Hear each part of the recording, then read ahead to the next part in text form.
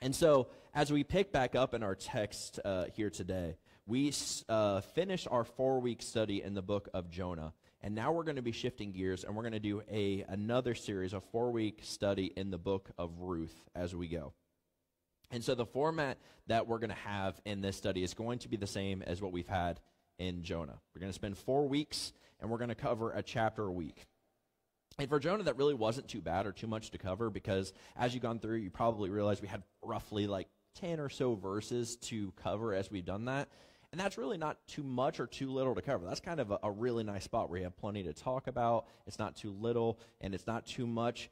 That was kind of building momentum for us for this study, because what we're going to be starting today is we're going to see the same amount of chapters, but we're going to have significantly more verses to cover in each chapter. And so some longer sections we're going to face here, but there's a lot of really good stuff in these writings that we can learn from. Though Jonah and Ruth are very different stories, we're going to see that they do have some commonalities. We're going to see that maybe on the back end in some ways, and really a lot more so on the front end, I think. But there's going to be throughout. You may pick up some of those things as we talk through that, but to kind of set the stage for us so we have an understanding of what we're going to be diving into, we're going to see an interesting romance bloom out of kind of an unusual scenario. But it's going to provide, in the long run, what we're going to see over the next few weeks. It's going to provide some a profound understanding of God's covenantal plans with his people Israel. It's really interesting to see how it all comes together. And we're going to see those plans unfolding in the lives of a widow, her foreign-born daughter-in-law, and the widow's relative. And at the end, we're also going to see the lineage of David and Jesus established and blessed. Really interesting and kind of a neat story of how it all comes together in the end. So we're going to see kind of a similar situation as we did over the past few weeks of God taking what is kind of a dark and desperate circumstance, and he's going to turn it for good. And if we remember, as we try to just think about what we've covered in Jonah and what we're going to be looking at, Jonah was called to preach in a land that had some pretty wicked things going on in Nineveh, right? And Jonah was selected by God to go there by God's guidance and help right the ship there. And our story, or what we're going to start with today, it starts with the words of, "In the days when the judges ruled." It's giving us a little context of what was going on at the time of history and when it took place. And this was a time when a lot of people in the day were adopting paganistic lifestyles. They were beginning to worship pagan gods. They were doing what they deemed right in their own eyes. That's a very common thing that was in that day, in that time. People were doing what they deemed right in their own eyes. Basically, like it was a free-for-all. Like they made their own calls on things. A very difficult time in history for God's people. And so there were various judges that ruled in Israel between the death of Joshua and the leadership of Saul, and that was between 1350 BC and about 1050 BC, about that time frame. So God raised up these judges who would bring Israel back into obedience to him. So that's kind of our setting and our scene here. It's really not a great one to start with the spiritual health of the people, if we have kind of a background of what's going on and what's taking place. And if we remember from Jonah, right, when he ran away from God, we see that God sent a little discipline into his life to get him back on course. Could that be a possibility for the start of our picture? Maybe. I don't know, because we get the whole story here that we have because a famine hits the land and things were very tough. So we have people who are doing what they deemed right in their own eyes, and now there's a famine hitting the land, just like Jonah ran, and I'm not saying that's resultant of, but could it be? Possibly. We're going to learn about a husband named Elimelech, a wife named Naomi, and they're going to have 2 sons named Mahlon and Chilion. And those sons are going to marry, and their wives' names are going to be Orpah and Ruth. And our story moves pretty quickly, so it may be hard to notice if we aren't looking, but the story doesn't start with Orpah and Ruth in the picture. They do appear very quickly, but they don't start in the picture. They make their entrance as the family, meaning Elimelech, Naomi, and the 2 sons, respond to what's going on in their present land. And so just like Jonah, we're going to see how this family is going to respond to a challenge that they're faced in chapter 1. Very similar idea. Jonah had a very different situation than what this family is going to deal with, but each time we're going to see the hardship that they face in the beginning of the story is never the end of the story. And we're going to continue to see that there's a lot of weight that goes into the choices that we make and the things that we do. Something hopefully we'll see as kind of a pattern from these 2 books early on. Is when when the going gets tough, I should say, we see how Jonah responded. We're going to see how this family responds as well. And even when we see that response, we're going to see that God is still going to have his hands on the things that are going on in the story as we go along as well. And as you progress, we're going to see some travels. We're going to see some new people coming in the story as we make our way through. We're going to see what happens with all these different individuals over a short period of time. We're going to see the start and finish very quickly. That's the beauty of studying through Jonah and Ruth, is in 8 short weeks, we'll cover 2 short books of the Old Testament, start to finish. It's kind of a beautiful thing, is you can have those ideas packed in very quickly. And so we're going to see God working through a really tough situation. And it's amazing to see how God can change some bad things going on and making into a beautiful picture in the grand scheme of things. Hopefully we'll be able to pick up those lessons as we learn the ideas and from some of the people's actions and what they do. If we think very quickly, as we kind of shift gears from Jonah, if we think about some of the themes we learned, one thing we can definitely see from that picture is our reliance on God. We need to rely on God. We covered that week in and week out with Jonah. We need to rely on God. We need to listen to where he calls us to. And if there's anything I think of Jonah, I think if he's like a painter, right? And he's painting the story of his own life. And God's his instructor. And God says, I think you should do this. And Jonah's like, no, God, this is my painting. I think I'm going to do this, this, and this. And he realizes that it doesn't come out nearly as good as what he thought of when he tries to control the outcome. But even then, the picture wasn't ruined because God was able to cover Jonah's mistakes with his grace and mercy. And it still came out a beautiful picture in the end for Nineveh and for Jonah. Hope was restored out of all what we saw in that study. And we're going to see kind of similar ideas of that today. It's going to go in a different direction than Jonah's story, though. So that kind of sets the stage of what we are going to see, who we're going to see, and what's going to take place. And so we're going to cover all of chapter 1 today in the book of Ruth. Like I said, we'll start in verse 1. It's going to go through verse 22. Bear with me. We will get through it. If there's any questions you may have, we're probably going to talk about it when we finish. And so if you want to open your Bibles, like I said, we'll start in verse 1. If not, of course, we will have the text on the screen. And it says this. And the days when the judges ruled, there was a famine in the land. So a man from Bethlehem in Judah, together with his wife and 2 sons, went to live for a while in the country of Moab.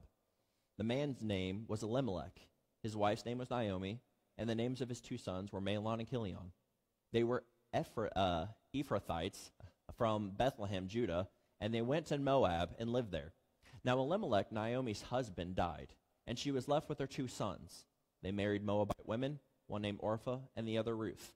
After they had lived there for about 10 years, both Mahlon and Chilion also died, and Naomi was left without her 2 sons and her husband. When Naomi heard in Moab that the Lord had come to the aid of his people by providing food for them, she and her daughters-in-law prepared to return home from there.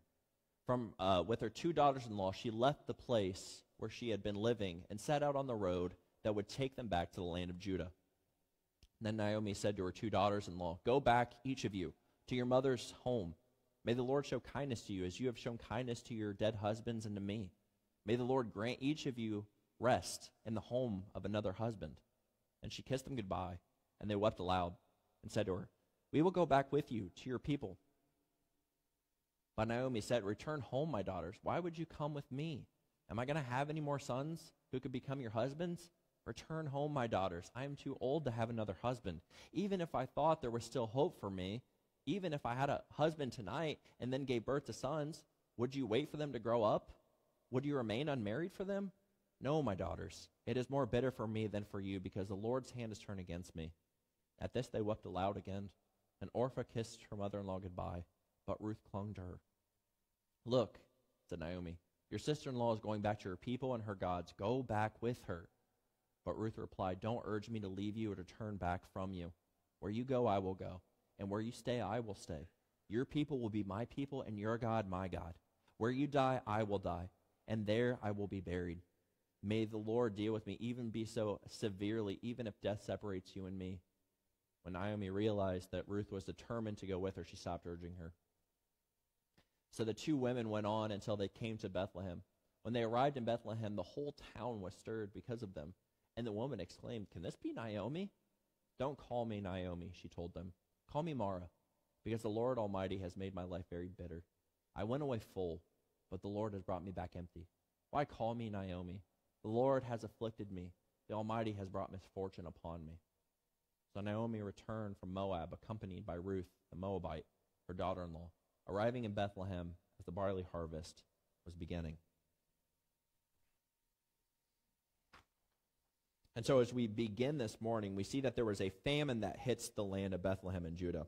It's likely a place we heard before. We hear the village of Bethlehem. We're like, oh, okay. Yeah, I'm on board. I know where that is. Okay. And honestly, it's a little ironic that there's a famine hitting there because Bethlehem literally means house of bread, right? And we're told in our very first words that there isn't a whole lot of bread to go around. And more so than just bread. There's hardly any food at all to eat there. And so right in the very first words, there's a ton of information that's packed into the first verse. It's like Jonah, when we saw the very first words of God, was immediately going to the action points, calling him to go to Nineveh and all those things. There was a lot happening on the front ends of our story in Jonah, and that's the same here. It's right to the action points. And so Elimelech, the husband of Naomi and the father of Mahlon and Chilion, it looks like he has a thought in his head of how he's going to respond to this famine. And his thought was to go ahead and move to the country of Moab. Because it sounds like from what they were hearing is that there were fields in Moab that were very productive. There was more food in that land. It was the idea that the grass is greener over in that yard than it is in my current yard. Almost seems like a simple solution of we need more food. There's no food here, so we'll go over to that land that has more food, and then boom, problem solved, right? It's a simple problem and solution. Not exactly. Because there's some things we should know about the land that they went to. And Moab was a country that was across the Dead Sea from Judah. It was one of Israel's traditional enemies, which almost sounds weird to say that, but it was one of their traditional enemies. They were not friendly neighbors to one another by any means.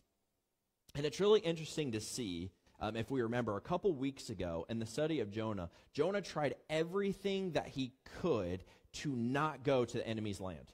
He's like, I'd rather be thrown overboard and die in the sea than go to Nineveh. I refuse to go to my enemy's land and spend time with the people there. Right? We remember that. And Elimelech was thinking it'd be nice to go to the enemy land to be able to get some refuge from the affliction that's hitting this normally fertile and prosperous land. So that's what they did. They packed up all their stuff. The whole family moved. And just so we can see a map that'll show us a little bit of the trip that they had to make, we'll throw this on the screen here so we can kind of see. Obviously, we see the one way and then back because they obviously made their way back in this story already. But just so we have an idea of where they went to, this is not like Jonah going to Tarshish distance kind of thing, but it was a little distance to travel, just so we have an idea of what that looks like. So when they get there, we see that the family settles. They make their lives there for a while. We're not told exactly how long they're there. But when that happened, sometime, Elimelech died. And we get no answers of how it happened, if he got sick, if there was an accident, what could have happened. We just know that Elimelech passed away in the land of Moab. And so that left Naomi with her two sons, Mahlon and Chilion. But we're told that the family grew after that happened at some point. Because both sons married Moabite women, which is kind of an interesting thing to see here. Because these are two very different groups of people. And there was nothing that formally prohibited them from doing this sort of thing, but this wasn't something you're probably seeing every day. Right? These are enemy peoples. They're not ones that are associating with one another, let alone getting married. So this was probably an odd thing to see. But again, these people have moved to this land. They're living among the people there. This is their community. This are their people now. They've immersed themselves in with the people that they're living with. They developed some relationships, as we see from the sons marrying Moabite women. And so we're told that the names of these two wives were Orpah and Ruth. I'm going to try really hard not to say Oprah. But Orpah and Ruth.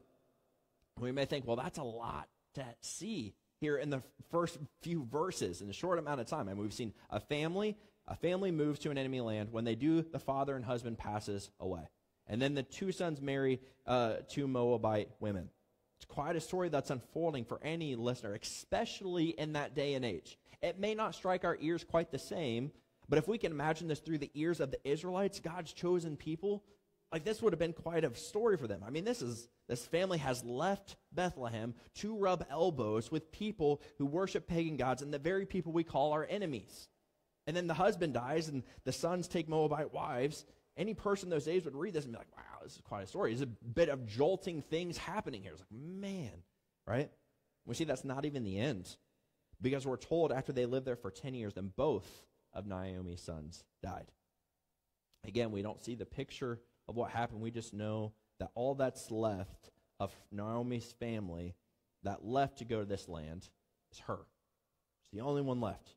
And I mean, you could say, well, she has daughters-in-laws, that's still with her. But they didn't have ties to her. They had ties to her kids.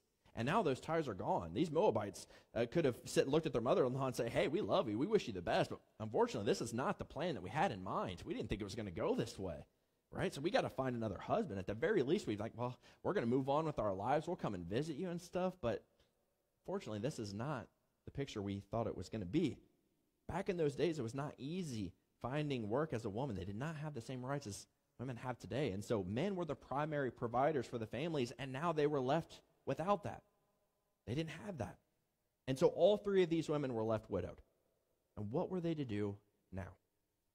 And around all that time when that happened, we see that Naomi got word during that time that the land of Bethlehem, the famine had lightened up, and there was food there again by the grace of God. We're told that. So Naomi packed up her stuff. She brought her daughters-in-law to the road that's going to take her back to her homeland. And when she did, she gave us the picture of how close these two were in the dialogue that they had back and forth to her. And she said to him, go on back to your mother's home. May the Lord bless both of you. You've been very kind to my sons and to me. I hope you guys can find refuge here. You can find husbands, and everything will go well for you here. And as she did that, she was prepared to say her goodbyes to them, and for that to be the end of the road in her journey and stay at Moab. She was leaving behind whatever relationships she had left to go back home. Obviously, that was a very emotional moment for her and her daughters-in-law. They didn't want her to leave. They said, we'll go with you. They're weeping together. They're crying. Naomi said, for what reason? She said, essentially, you have as good as opportunities here, probably more so than you would any other place, to make a new life. Why would you leave? Am I going to remarry? I'm too old, and even if I could have another son, are you going to wait for them to grow older to marry them? She's clearly thinking, I really do appreciate the sentiment and the fact that you care for me and you don't want me to be alone. But she's thinking, let's just let this be what it is. It's not an easy choice, but this is the best way to move forward. And we get the picture from the word she spoke where she said, it is more bitter for me than for you because the Lord's hand is turned against me. With her explanation of why it's the smartest move to split up and go their separate ways, again, we see them all crying together. It's an emotional moment for them. But it seems like it does get through to Orpah. She must be thinking, she's right. It makes the most sense to stay here. I shouldn't go. She gives her a kiss goodbye, and she said, I'll see you. Take care. But Ruth refused to leave her. Naomi said, look, Ruth, Orpah is going back to her people, her family, her God. She's going back to what she knows, and you should be doing the same. And Ruth said, no, stop saying those things to me. I want to go where you go. I want to stay where you stay. She said, your people are going to be my people. Your God's going to be my God. And again, this is saying a lot. These are enemy peoples. She's like, I want to go. And again, none of this stuff mattered to Ruth. She wasn't worried about going to a foreign land full of what her people enemies who may look down on her for what God her people may associate with and where she grew up. She's willing to leave it all behind. There was no famine, no opportunity, nothing at all waiting for her in Bethlehem. Nothing was pulling her to go other than she wants to stay close to her mother-in-law who she loved very much. She was willing to go on a very uncertain road. There could have been thoughts of, how am I going to get by? Will I be accepted there when I get there? Will there be someone in Bethlehem that's willing to marry a Moabite woman? Like, will somebody take me in? Could I end up being alone in a foreign land? And that's exactly what Naomi's getting at from the very beginning of this conversation. She's like, it's not worth the risk. Stay home. Build a new life here. Ruth is persistent. She would not take no for an answer. She said, where you're going to be buried, I will be buried. And she even went as far as to say, may the Lord deal with me, be it ever so severely, even if death separates me and you. So we can see pretty clearly Ruth's not going back to Moab. She's not going. She's going to Bethlehem, regardless of what Naomi has to say about it. And I can imagine after their back and forth, that had to make Naomi feel pretty good. I mean, she left this land of her homeland 10 years ago with her family. They're all gone. She's going back to her homeland with nothing that she had. She has to feel defeated. And her daughter-in-law is willing to say, you're not going home alone. I'm going with you. And we're going to figure this out together. I'm not just going to follow you, make sure you have some place to stay, and then I'm going to come back. We're going to do this together. We're going to figure this out. It had to have felt pretty good for Naomi. It's an awfully nice thing for Ruth to do. Certainly wasn't the easy choice to make, but we see that they make their way towards Bethlehem together. And when they do, they get back to Bethlehem. There's quite a buzz. Imagine somebody, obviously they didn't have cell phones back then, they didn't have Facebook and all those sort of things. She didn't get on Facebook and say, hey, heading back to Bethlehem, can't wait to see everybody. Nobody knew she was coming back, right? This was just something that, it just happened, right? And so people are going about their day. They haven't seen her in a decade. They don't think she's coming back. And all of a sudden, they probably see her from a distance coming on this road, and they're thinking to themselves, is that Naomi? Hey, can you see, is that Naomi? They're like calling out, and Naomi hears it, right? She hears it, and so she exclaims, she has something to say back. She said, don't call me Naomi. Don't call me that. I know that's my name. Don't call me it. She said, call me Mara, because the Almighty has made my life very bitter. And you think, Mara? What does that mean? Like, is that her middle name or something? Why does she want to be called Mara? And Naomi literally means sweetness or pleasant. She said, don't call me that. She said, Mara is a better name for me, because Mara literally means bitter. So she's already giving them a picture of what she was when she left. I was Naomi when I left, and I'm coming back Mara, for what it's worth. She went on to say, I went away full, but the Lord has brought me back empty. So she was thinking out loud that I'm really a shell of what I was when I left. So don't call me that name anymore. And she paints this picture of where she is in her head at that point based on everything that's happened in this chapter. And the last words that we're left with tells us that when they got back to Bethlehem, it was when the barley harvest was just starting. And that's not just a random place to leave off. That's actually setting the scene for next week. So we're going to talk more about that barley harvest as we move into chapter 2. But that is essentially what we see in chapter 1. Lots of stuff happening here that we've covered in 22 verses.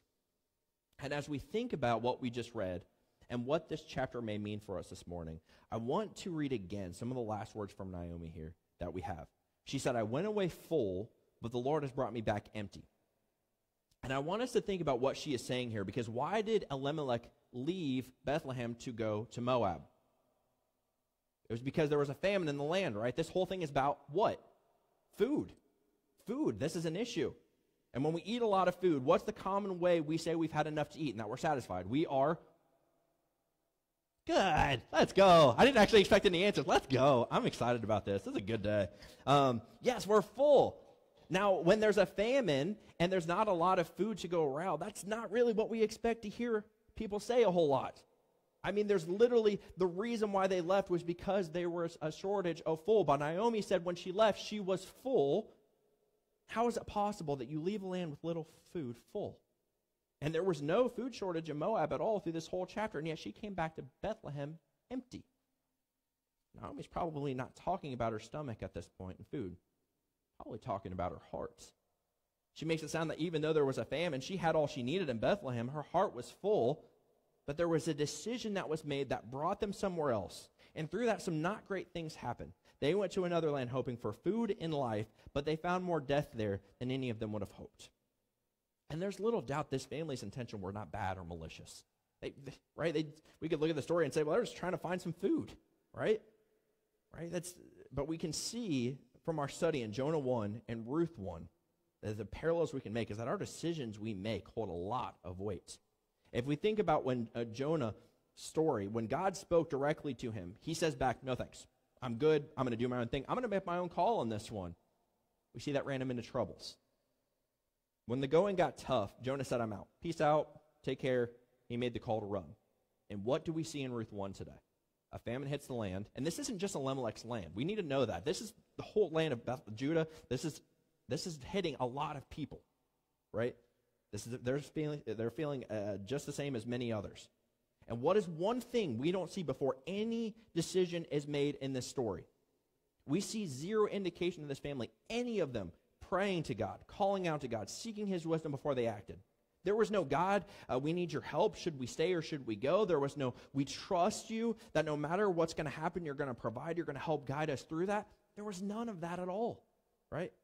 Jonah said, God, I think the beach in Tarshish sounds more appealing choice for me. And this family said, I will leave this land to live among many others who worship other gods and live in an enemy land for the sake of having more food. And again, we should note that many people face the same issue. We have no indication that Naomi's family had nothing when they left. It's probably fair to say that some people handled this one way and some handled it another way. Some probably said, yeah, things are going to get a little tight for a little while. Things are going to get tough. We might have to brace onto this storm that we're going through on this boat that we're traveling on, so to speak, figuratively speaking, as we brace through this. But the Lord has provided before. We think he's going to provide now. We trust that he will. And some said, storm's getting a little tough. It doesn't look like there's a storm over there. It looks like everything's fine over in that land. We might as well just head on and find our way. Let's get going to our enemy's land and find refuge there. And we look at this morning, and we may make some assumptions and be like, well, Jonah ran.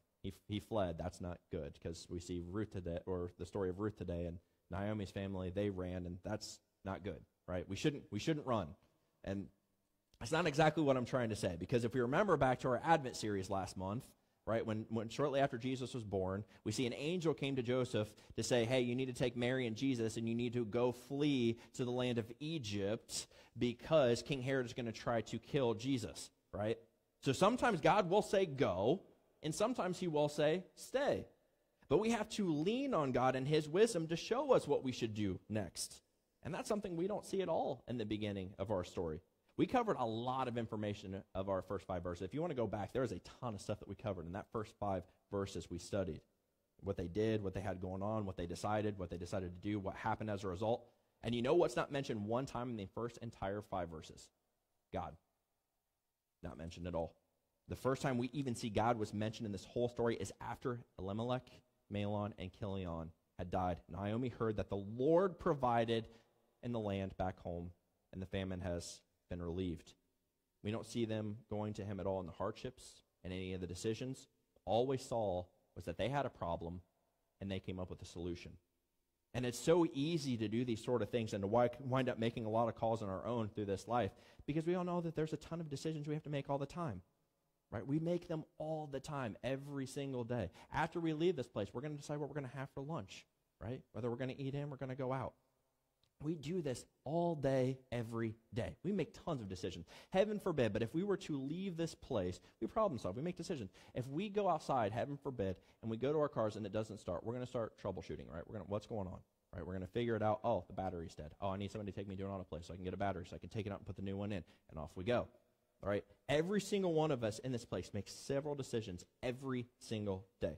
You made one to come here this morning. Glad you did. It's good to see you, right? But God gave us brains to use them. He gave us knowledge to be able to make decisions, but that was never supposed to be a replacement for going to him for help and guidance. It wasn't given to us so that we would make our decisions apart from God's wisdom, right? But that's what can happen at times in our lives, in the little and the big situations we face. We can get pretty worked up in our lives. What am I going to do next? What should I do with this? It makes the most sense to do this. And we end up leaning not on God, but our own understandings. And today, Amalek's call to go brought them to a place with more food. But there was also more death there for him and their sons as well. And could that have happened in Bethlehem too? Maybe. We don't know. We're never going to see that picture because we don't know the other side of that coin. We just know that Naomi lost her husband and sons, and that the famine actually did get better after all, and the Lord did provide in that land. But the biggest takeaway from the story is this family should have been going to God on this one before they decided to act on their own. And that's something we always need to keep in the back of our minds, because the devil would rather us be living as much apart from God and running as much of our own lives as we can. I seriously mean that. He would rather us be making our own decisions, not leaning on God, not going to God as much as humanly possible. Think about Jesus being tested in the wilderness, if you would like to see that example play out in real life, right? So if we know this story, Jesus, it's right early on in his ministry. He's just taken off. He's just baptized by John the Baptist. He's led by the Spirit into the wilderness. He's there for 40 days and 40 nights, and he's fasting, right? If anybody has fasted at any point in time or whatever, or if you missed breakfast this morning like I did, you're hungry, right? So 40 days, 40 nights, no food, he's hungry. It's the devil. He shows up, and he says, oh, Jesus, if you're hungry, you should just take matters into your own hands. Turn the stones into bread. You know you can do that. The devil didn't say, I'll do it for you because you can't. He said, you know you can do that. Make your own call on this one. Turn the stones into bread. Lean not on the Father, but make your own call on this one. You can do that. You're hungry. Problem, solution. We got it. Right? You can do this. We know the devil only wanted to get Jesus to stop relying on the Father. It's the only thing he wanted him to do. It wasn't for his well-being. The devil could care less if Jesus got any food. We know better. We know his tactics. And Jesus said back to him firmly, man shall not eat on bread alone, but every word that comes from the mouth of God. I will say that again. Man shall not eat on bread alone, but every word that comes from the mouth of God. Jesus made it known, yeah, food is important, but there's something that's more important than just bread, and that's my relationship with the Father. Could we imagine what could have happened in our story today if we saw those same sort of words come from this family? The family said, we need bread, so let's go. And Jesus says, I will not be moved for bread because I don't live on just bread alone, but every word that comes from the mouth of God. Jesus says, I trust the Father is going to take care of me, not some stones, not the solution that you're trying to give me. And if we don't think at times the devil's going to try to come knock on our doors and try to tempt us with some greener pastures or more appealing things and to try to lean on our own understandings, make your call. This seems like an easy fix. You don't need to go to God with this. You got this. We should go back to this story. Right?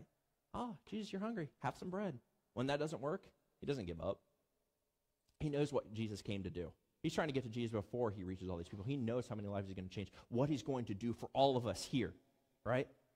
He knows that. So when that doesn't work, he takes them up to a high place where they both can see all the kingdoms of the world and all their splendor. Right? He said, you're going to make a pretty big difference. Right? You're going to have power and all that stuff. Why not? You're going to take the hard road to get there. How about this? Maybe I could just give you all the kingdoms, all their splendor, all the wealth, all the power, all that you can think of. You don't have to do anything else. All you have to do, make the call on your own, bow down and worship me.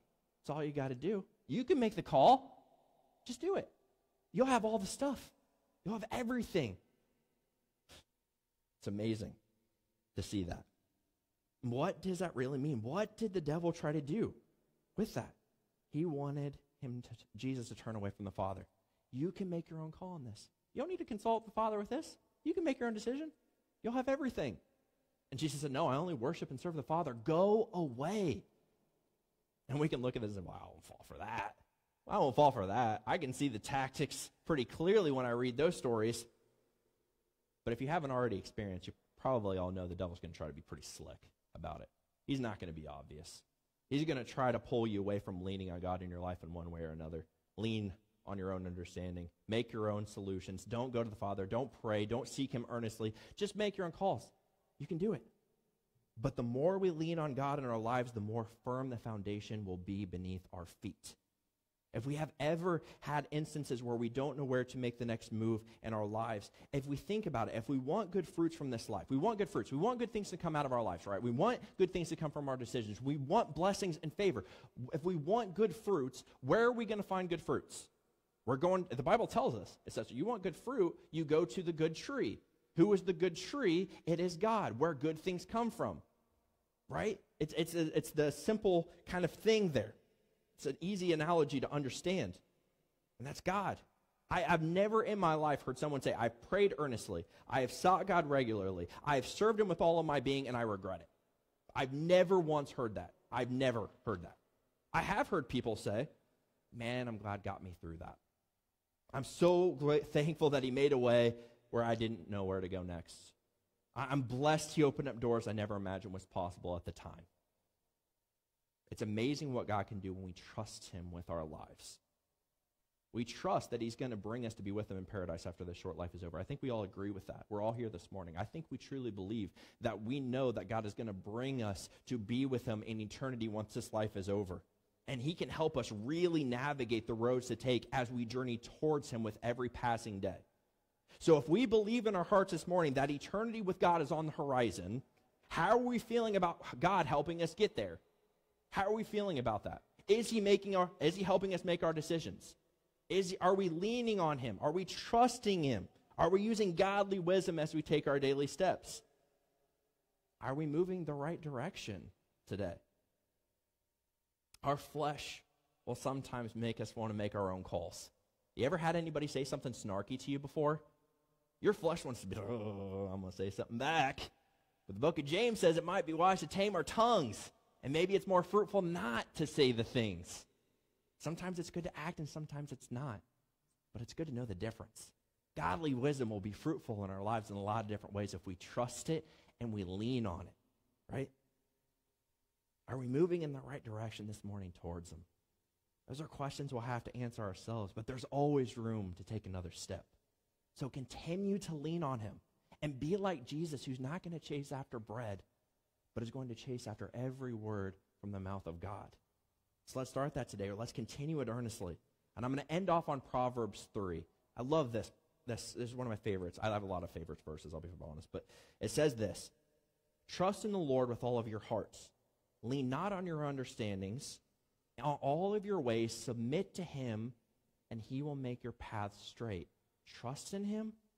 Submit to him. If we are doing these things, he will make our paths straight in this life. We trust it. We believe it. He'll guide us. We just got to be led. Let us pray as we close this morning.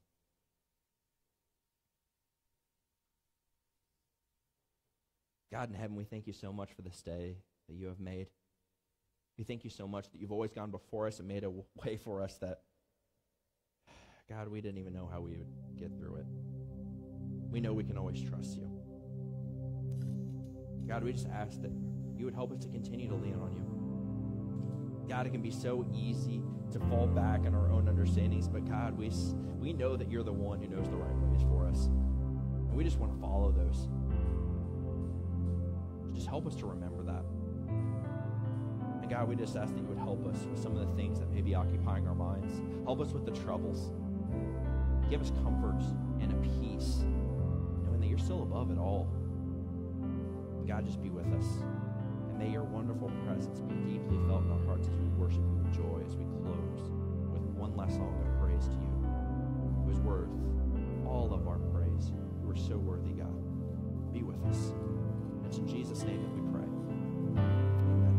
For those of you who are able to